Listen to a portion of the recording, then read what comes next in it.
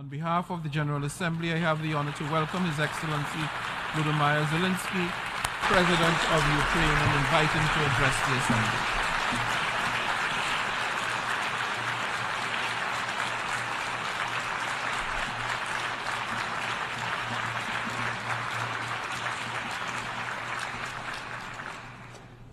Thank you very much. I welcome all who stand for common efforts, and I promise, being really united, we can guarantee fair peace for all nations. What's more, unity can prevent wars. Ladies and gentlemen, Mr. Secretary General, Mr. President, fellow leaders, this call saw many wars, but not as active defender against the aggressions. In many cases, the fear of war, the final war, was the loudest here, the war after which no one would gather in the General Assembly Hall again. The Third World War was seen as a nuclear war, a conflict between states on the highway to nukes. Other wars seemed less scary compared to a threat of the so-called great powers firing their nuclear stockpiles. So the 20th century taught the world to restrain from the use of the weapons of mass destruction, not to deploy, not to proliferate, not to threaten with, and not to test, but to promote a complete nuclear disarmament. Frankly, this is a good strategy, but it should not be the only strategy to protect the world from the final war. Ukraine gave up its third largest nuclear arsenal. The world then decided Russia should become a keeper of such power. Yet history shows it was Russia who deserved nuclear disarmament the most back in 1990s. And Russia deserves it now. Terrorists have no right to hold nuclear weapons. No right. But truly, not the nukes are the scariest now. While nukes remain in place, the mass destruction is gaining its momentum. The aggressor is weaponizing many other things, and those things are used not only against our country, but against all of yours as well. Fellow leaders, there are many conventions that restrict weapons, but there are no real restrictions on weaponization. First, let me give you an example. The food. Since the start of the full-scale war, the Ukrainian ports in the Black and Azov seas have been blocked by Russia.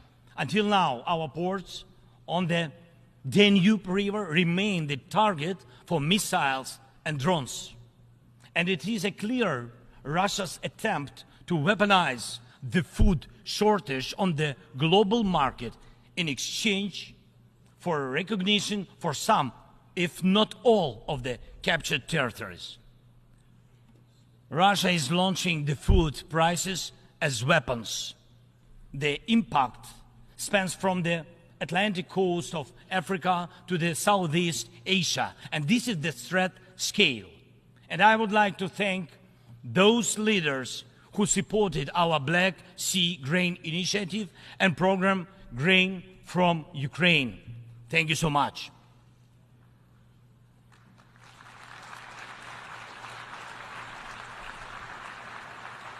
United, we made weapons turn back into food again. More than 45 nations saw how important it is to make Ukrainian food products available on the market, from Algeria to Spain to Indonesia and China. And even now, when Russia has undermined the Black Sea Grain Initiative, we are working to ensure food stability. And I hope that many of you will join us in these efforts. We launched a temporary sea export corridor from our ports, and we are working hard to preserve the land routes for grain exports. And it is alarming to see how some our friends in Europe play out solidarity in political theater, making thriller from the grain. And they may seem to play their own role, but in fact, they are helping set the stage to a Moscow actor. Second, weaponization of energy.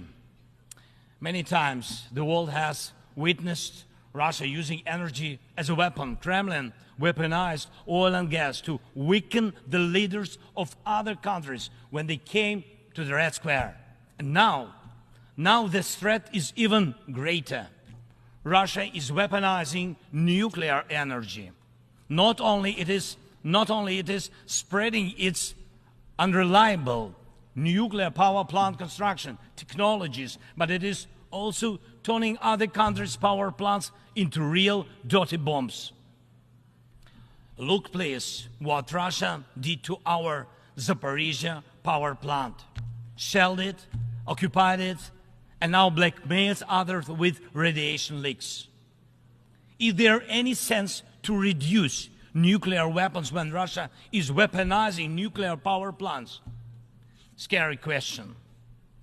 The global security architecture offers no response or protection against such a treacherous radiation threat, and there is no accountability for radiation blackmailers so far.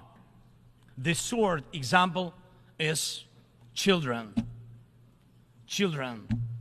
Unfortunately, various terrorist groups abduct children to put pressure on their families and societies. But never before the mass kidnapping and deportation would become a part of the government policy. Not until now.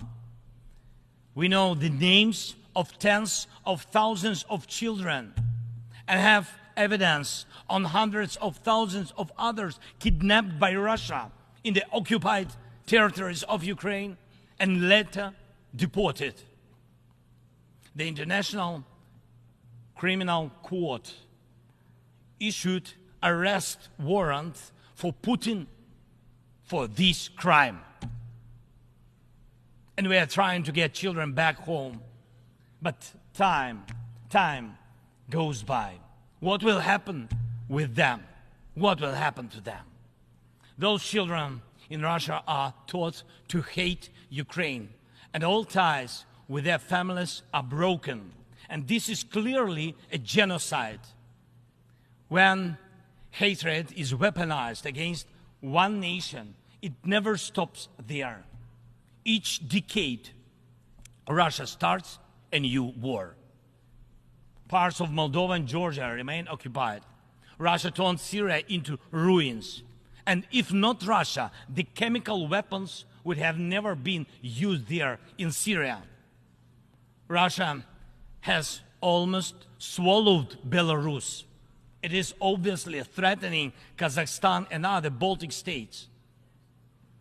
And the goal of the present war against Ukraine is to turn our land, our people, our lives, our resources into a weapon against you, against the international rules-based order. Many seats in the General Assembly Hall may become empty if Russia succeeds with its treachery and aggression. Ladies and gentlemen, the aggressor scatters deaths and brings ruins even without nukes, but the outcomes are alike. We see towns, we see villages in Ukraine wiped out by Russian artillery, leveled to the ground completely. We see the war of drones. We know the possible effects of spreading the war into the cyberspace. The artificial intelligence could be trained to combat well before it would learn to help the humanity. Thank God, people have not yet learned to use climate as a weapon. even though humanity is failing on its climate policy objectives. This means that extreme weather will still impact the normal global life, and some evil state will also weaponize its outcomes.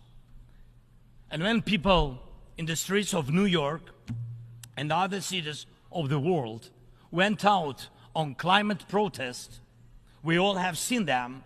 And when people in Morocco and Libya and other countries die as a result of natural disasters, and when islands and countries disappear underwater, and when tornadoes and deserts are spreading into new territories, and when all of this is happening, one unnatural disaster in Moscow decided to launch a big war and kill tens of thousands of people.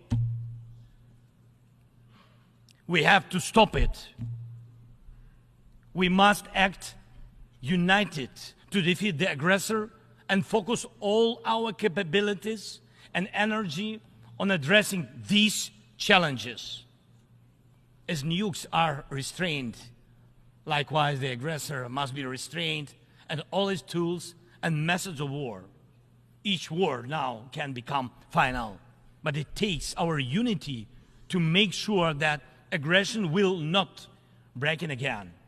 And it is not a dialogue between the so-called great powers somewhere behind the closed doors that can guarantee us all the new wars era, but open war of all nations for peace. Last year, I presented the outlines of the Ukrainian peace formula at the UN General Assembly. Later, in Indonesia, I presented the full formula. And over the past year, the peace formula became the basis to update the existing security architecture. Now we can bring back to life the UN Charter and guarantee the full power for the rules-based world order.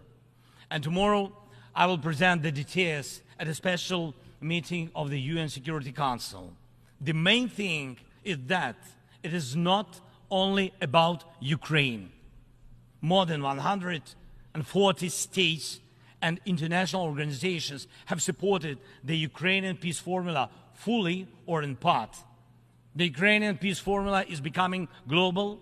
Its points offer solutions and steps that will stop all forms of weaponization that Russia used against Ukraine and other countries and may be used by other aggressors. Look, for the first time in modern history, we have a real chance to end the aggression on the terms of the nation which was attacked. And this is a real chance for every nation to ensure that aggression against your state, if it happens, God forbid, will end. Not because your land will be divided and you will be forced to submit to military or political pressure, but because your territory and sovereignty will be fully restored. We launched the format of meetings between national security advisors and diplomatic representatives. Important talks and consultations were held in Hiroshima, in Copenhagen, and in Jeddah on the implementation of the peace formula. And we are preparing a global peace summit.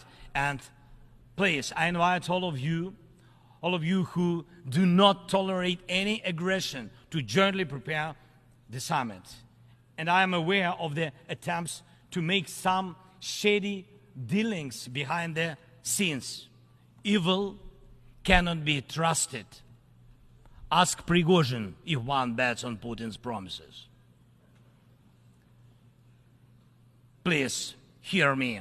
Let unity decide everything openly. While Russia is pushing the world to the final war, Ukraine is doing everything to ensure that after Russian aggression, no one in the world will dare to attack any nation. Weaponization must be restrained.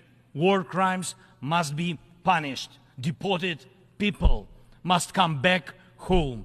And the occupier must return to their own land. We must be united to make it. And we'll do it. Slava Ukraini!